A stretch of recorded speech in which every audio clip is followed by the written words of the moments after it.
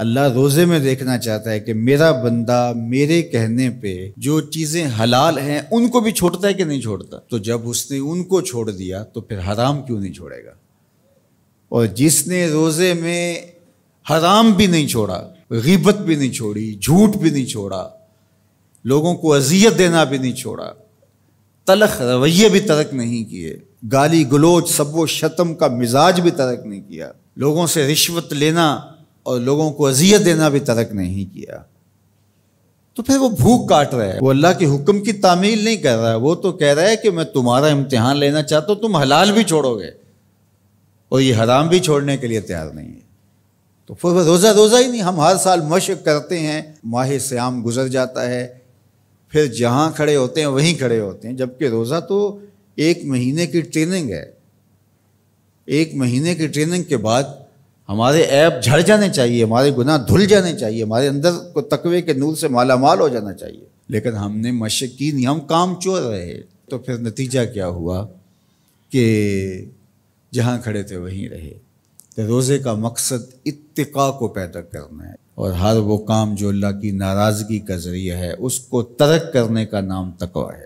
اور اگر کوئی ایسا کام سرزد ہو جائے جو اللہ کی ناراضگی کا سبب اور ذریعہ ہے تو فوراً توبہ کی جائے، رجوع کیا جائے، ایسے امور بجا لائے جائیں جو اللہ کی رضا کا سبب اور ذریعہ بن جائیں. حضور نے ارشاد فرمایا، حضرت معاذ بن جبل رضی اللہ تعالی عنہ سے مروی ہے، اتق اللہ حیث ما کنت، تو جہاں بھی رہے اللہ سے ڈرتا رہے، خلوت میں ہو، جلوت میں ہو، گھر میں ہو، مسجد میں ہو، بازار میں ہو، تنہائی میں ہو، ہجوم میں ہو، جہاں بھی تو رہے اللہ سے ڈرتا رہے. وَأَتْبِعِ السَّيِّئَةَ الْحَسَنَةَ، اور اگر تم سے کبھی کوئی گناہ سرزد ہو جائے تو فوراً نیکی کر، تم ہوا وہ نیکی اس گناہ کو مٹا ڈالے گی. وَخَالِقِ النَّاسِ بِخُلُقٍ حَسَنٍ، اور لوگوں کے ساتھ اچھے اخلاق کے ساتھ پیش آنا. تو نیکی کرنے کے بعد، تقوی اختیار کرنے کے بعد، تیسری بات حضور نے جو ارشاد فرمائی، حضور سے بڑا حکیم کون ہو سکتا ہے؟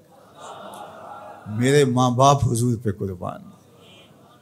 یہ ہوتا ہے، تھوڑی نیکیاں کر کے لوگ پھول جاتے ہیں، تھوڑی سی پرہیزگاری اختیار کر لی تو سمجھے کہ ہمارے جیسا زمانے میں کوئی نہیں ہے. کوئی کارنامہ سر انجام دے دیا، کوئی کام ہو گیا تمہارے ہاتھ سے تو تم لوگوں کے ساتھ بدتمیزی کرنے لگ جاؤ، تو یہ تو ہمارا دین نہیں کہتا.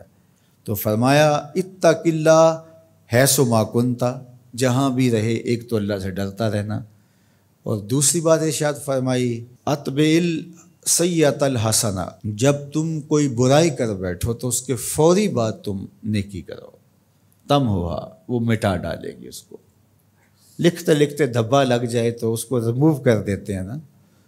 زندگی میں چلتے چلتے گناہ سرزد ہو جائے تو نیکی سے اس کو ریموو کر دو، تم ہوا مٹا ڈالے گی اس کو.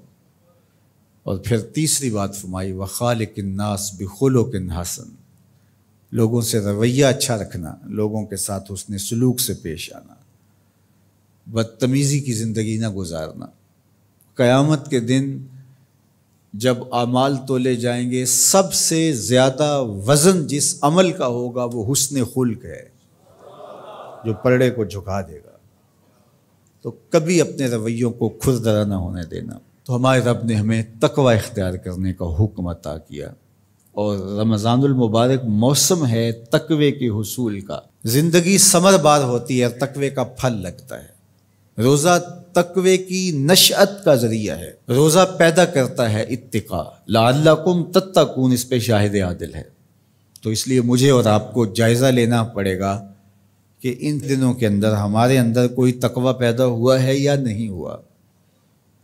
میں اپنا جائزہ لوں اور آپ اپنے اندر ہی جائزہ لیں. ہم نے بھوک کاٹی ہے، پیاس گوارا کی ہے، رات تراویح بھی پڑھتے ہیں، تو کیا کوئی فرق پڑا؟ کوئی اتقاء کا نور نصیب ہوا؟ اگر نصیب ہوا ہے تو پھر مزید کوشش کیجئے بقیہ دنوں میں مزید نور نصیب ہو اور اتقاء کے اجالے حقیقت میں ہم پالیں. اور اگر وہیں کے وہیں کھڑے ہوئے ہیں، کوئی فرق نہیں سوائے بھوک اور پیاس کاٹنے کے، اور یہ ذہنی تاثر کہ ہم روزہ رکھ رہے ہیں، اس کے علاوہ میں کوئی فرق نہیں ہے، ہمارے باطن میں کوئی تبدیلی نہیں آ رہی، تو پھر ہمیں دیکھنا پڑے گا پیچھے مڑ کے کہ ہمارے روزے بے روح اور بے نور کیوں ہیں، ہمیں اس پر توجہ دینی پڑے گی۔